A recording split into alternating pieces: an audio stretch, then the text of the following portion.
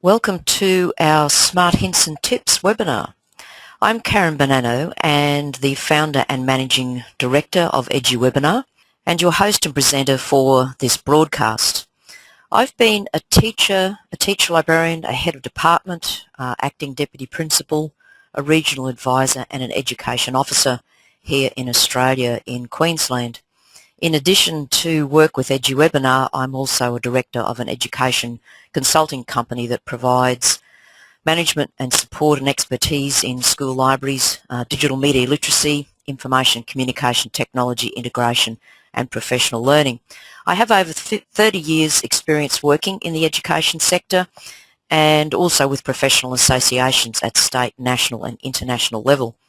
A lot of the work that I've been doing has been previously face-to-face, but with the technology now, we've got this great opportunity to be able to connect in regardless of where we are located. And it's good to see you connected in today for this particular broadcast. I said that I was going to be looking at what's trending in education. So this last week we've had the Horizon Report. The K-12 Horizon Report has been published, and this is now in its 6th year for the actual K-12 education series.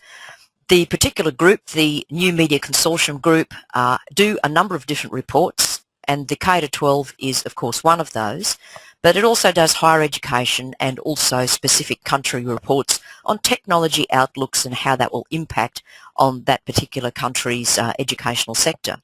And what this does, the report does look at the emerging technology and what impact it will have in areas of teaching, also in learning, and in particular to that inquiry process within schools, how teachers and students will engage in using the technology to undertake a deeper understanding of knowledge and information. And in the reports, they highlight 6 trends, 6 challenges, and 6 emerging technologies. There's the link, and I would encourage you to grab that report so that you can share it with your colleagues and with your staff, and in particular with your school management leadership. Let's just look at the very first part of the report, which looks at the identified technologies that will be rolled out over the next 1 year or less, and then you see that they also forecast 2 to 3 and 4 to 5. But the point that I want to focus on is the 1 year or less. Basically, we see schools already undertaking action in these 2 areas, and it's constantly evolving because the technology is evolving. Where we've got with the BYOD or BYOT, there's different terminology out there, but basically it's students bringing their own device. And it could be their own laptop, their own tablet, their own smartphone, whatever the school is allowing for the students to bring, and they're connecting into the school network. So there's a few challenges there, one of them being that the network has to be robust enough to be able to carry that amount of traffic for the students, but also to the challenges for teachers in that there's going to be different operating systems, different browsers, sometimes even different applications, all able to do similar things, but it's a big challenge to see what is happening. What is actually a major driver for bringing about the BYOD is the fact that there is beginning to be a lack of funding available for people to maintain the one-to-one projects that might be happening, or the constant provision of the tools, the technology, the services and support that is required to sustain that within a school. Then again, there's also the equity issue that schools do need to still support families who do have financial difficulties so that every student can get access to the technology that's there. So my question to you to start thinking is, what's your school doing in regard to BYOD?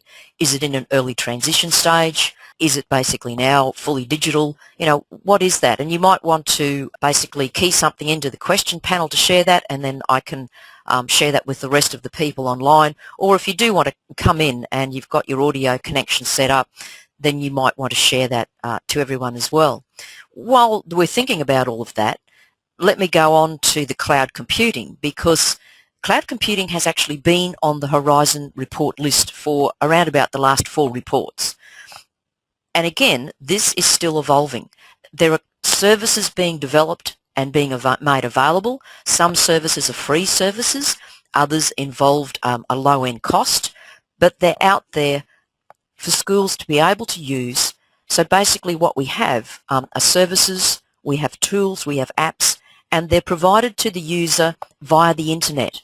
So there's actually no longer a need to have a dedicated server for some of the applications that you're using within the school. That it is literally in the cloud, hosted somewhere else, and all you're doing is providing the infrastructure through the connectivity of the school to access that. Now, what cloud computing does, it allows us to not just use it for file storage purposes or to virtualize our data and information that we might want to access. It allows for a lot of collaborative activity, both with staff and with students. And I guess one of the most prominent cloud environments that we see across schools is the Google Apps in education, where there are different applications that you can use, the forms, the docs, the presentations, all of those things are there and can be used so that you can choose with whom you share, and you can basically provide feedback to students, or you can collaborate on documents with staff, and it's all basically controlled within your own space there that you have ready for you. But then we also need to look at things like learning management systems. Again, there are management systems out there that are low-end cost that schools are using that are cloud-based, and the student data is kept there. The units of work, the activity sheets, the resources, all of it is located within the one space so that everybody has access to it. And then for those of you who work within your school library, you just need to think about or reflect on the evolution of your library management systems from a day when it was required to sit on a dedicated server to now having systems out there that allow interactivity, allow a greater access to data and resources and information to be disseminated across the school, and it's all cloud-based. So have a think about where you're at your school with this BYOD and the cloud computing. And then of course in the report you can explore these other technology elements that are going to be rolled out over the next few years. The next element in the Horizon report that I want to discuss and get people thinking about is the trends that they say are basically driving this technology adoption. And one of them, and it's a new one that's come in, is this first part about rethinking the role of teachers. And there is an expectation now that all teachers are adept at a variety of technologies and also able to engage in content creation for their units of work, or for the resources that they're going to embed in the units of work, or even for the delivery of the content, looking at how the learner support is being supported by the technology, the assessment processes, giving that feedback in a collaborative nature, working with other teachers in these cloud-based environments. There's also too the aspect where the teachers, there's an expectation for them to identify and apply some of the digital strategies with the students, and to be in a way the guide and mentor along the way, either for staff or with students. So we see there's a whole rethinking happening for the role of the teacher within our formal educational structures, where we're looking at the technology being used to connect, communicate, collaborate and create. And for that, there's lots of challenges that can happen there. And we see too that the technology in rethinking the role, when we look at the influence of the blended learning environment, that the students are engaging in learning inside and outside the school, and how we do that, how we engage our students, how we utilise the technology to do that. So it's nearly a 24/7 access point that they have, but also how we then engage them in the discussions when they're in the formal school setting. It also provides us with some challenges for how we access our professional learning. And for many people now, social media is a way that people are rethinking how they do their professional learning. And often you will find at a conference there is that back channel, there is that Twitter stream, and even if people aren't present, they can get an idea of what's being covered in the whole process. The other aspect that is there too is the shift to the deeper learning approaches.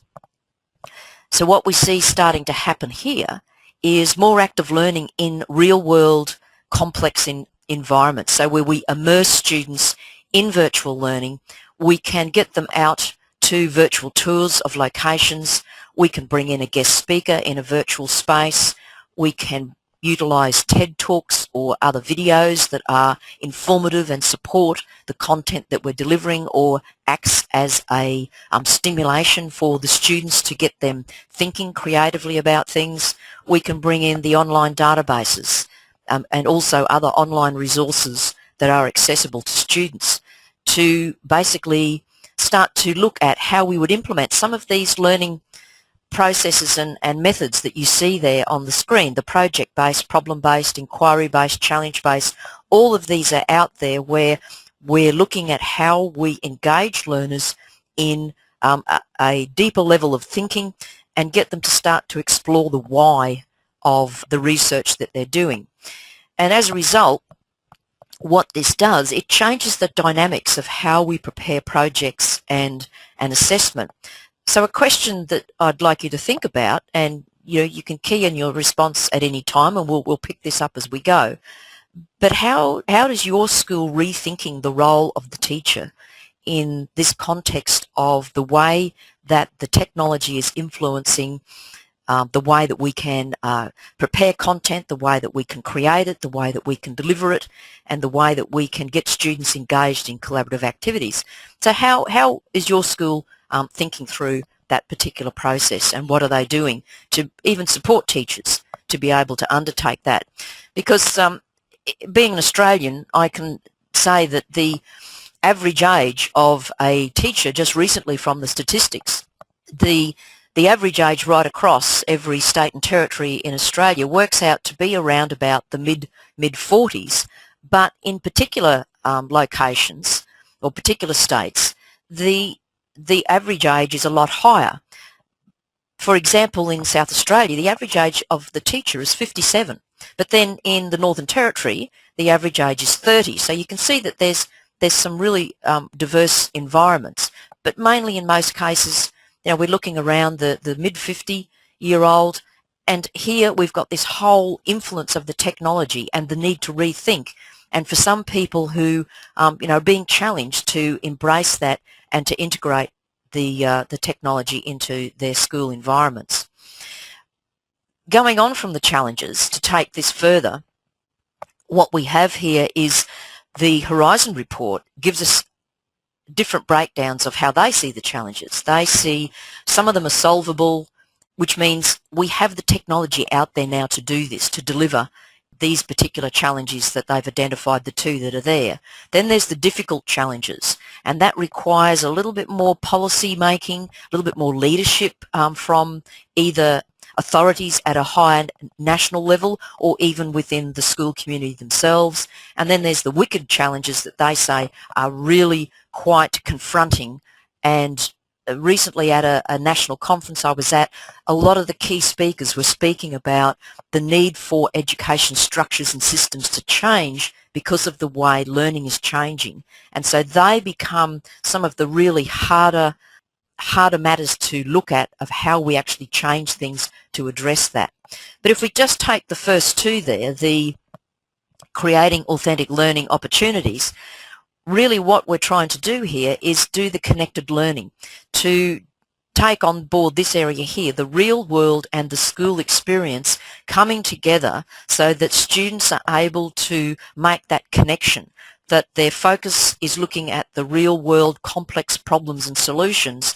And this can be covered through things like role play, the project-based type projects that students are embracing, developing case studies around a particular global issue if that's the real world component that's being explored, but then also getting them to participate in virtual environments whereby they're working with other students on these real world issues, and they're their peers who are located in other geographical locations.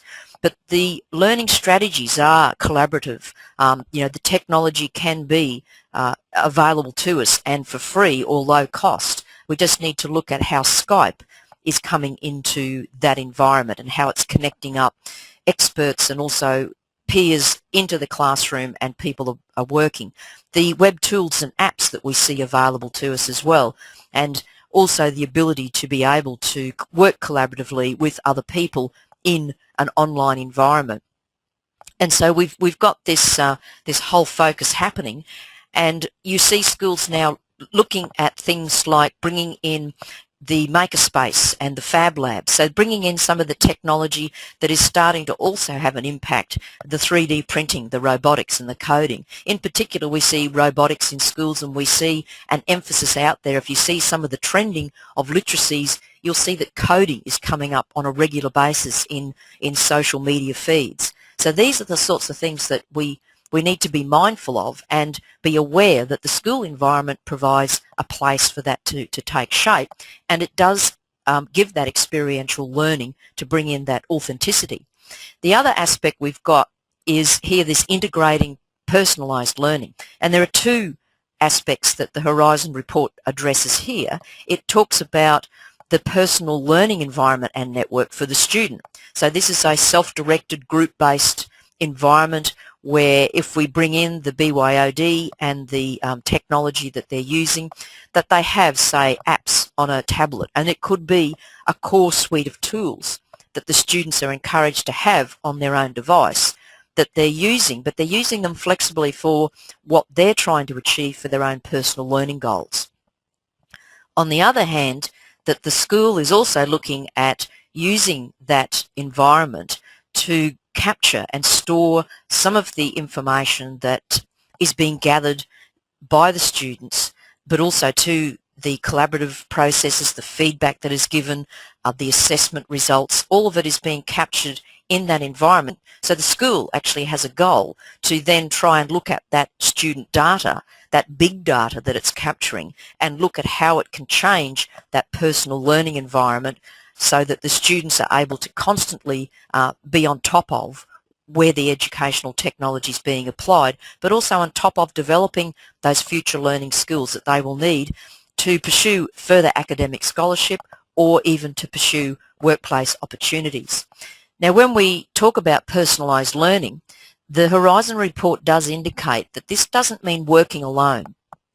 And I know that sometimes that comes up, that when people say, you know, we've got all this one-to-one, we've got all these devices, you know, kids have got their noses buried in their, you know, tablet or laptop or whatever, it doesn't necessarily mean that they're working alone, that we have the technology now to be able to basically store content, but then to share that content, to be able to gather ideas and information, but then again to share that those ideas and information, and to basically create together, to work collaboratively on projects. So we're seeing some significant changes happening, and this is why these Horizon reports, I actually look forward to them coming out each year, because they inspire you to keep your mind active about what is happening in education. So here's a couple of questions that I've got, and depending on whether you have an opinion on this or where your school is situated, you might want to key that in, or as I said, if you pop your hand up, I can bring you in on audio and you could share where your school is at. So this is the first question of how is your school using BYOD or cloud computing? The other question is, do schools need to rethink the role and how your school might be doing that? And then the last one is dealing with the challenges. You know, what are some of the challenges that your school is facing in this process? And that aligns with those three different areas that the Horizon Report covers: the trends, the challenges and the technology, and how that impacts on us. And each school now is pretty well individual in how it approaches these. So to give you some stimulus of what people have shared on this, this particular slide that you see coming up now is what some people have said, and we see that there's various stages here that the schools are going through. So this person has said that, you know, we've just started allowing the students to bring their own device, but we also have a set of iPads, and we're just controlling a little bit what is happening. So this is kind of an early stage, but looking at the potential of what can happen in that environment. Another school, on the other hand, has decided that it's going to provide the devices for the students, but working towards the cloud computing. Because when students have their own device, they have their own clouds where that information is stored. This situation here is how a school is dealing with that idea of BYOD and cloud computing, in that they're actually providing the devices for students. And then this bottom one here is saying, well, okay, we're just going to start it with a specific year level. And I've seen that, and you may be in a school where that is happening, that one year level is basically either provided with the devices or they're encouraged to bring the devices.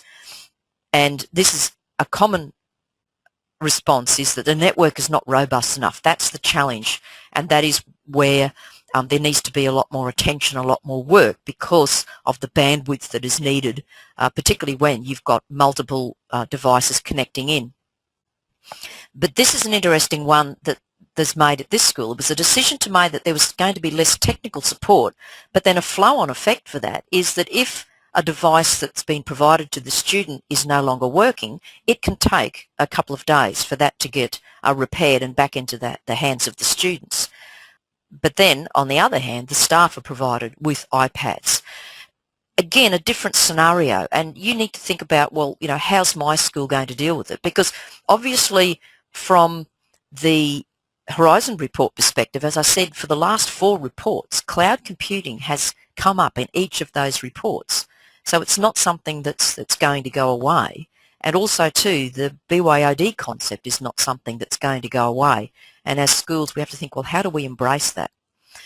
Then when we look at certain things that flow on from that, about, you know, the challenges, the changing role of the teacher, these are some things that have been shared in other sessions as well, that there needs to be a change in the attitude, but the whole thing is we've got this conflict as well, that teachers are so time poor that it's really hard for them to keep constantly learning. Also, too many teachers are apprehensive about working in a multiple device environment, because that can be fairly scary in the fact that you're having to be, well, I guess it's removing that element of thinking that you have to be knowledgeable across every aspect of every device and every operating system and every tool that you're going to use. It really is an environment where the students do become also the teacher as well, and it is a collaborative learning environment that the adult and the students, or the adults and the students, are all working together to be engaged in that learning, to be engaged in the development of those higher level skills, to be looking at the constant development of future modern learning skills that we need to be involved in the education and learning process. A person here says a challenge is getting that buy-in from the staff, and for them to see that technology is a learning toolkit. And that's another aspect as well. So there's, you know, a big call here for professional learning, and you may be someone in your school who is involved in delivering the professional learning. That's taking the first part of the Smart Hints and Tips, is basically looking at something that is trending in education in the K-12 sector, and for this recently, that report has been basically out there for about a week, and if you haven't got it, I would encourage you to get hold of that report and have a close look at some of the trends and the challenges and the technology, and then to reflect on where your school is at in that particular process. So thank you for joining me for this webinar, and I hope that you were able to pick up some key ideas and grab that report, that Horizon report, look at how you can use that within your classroom, within your school library, wherever you are coming from in that particular sector.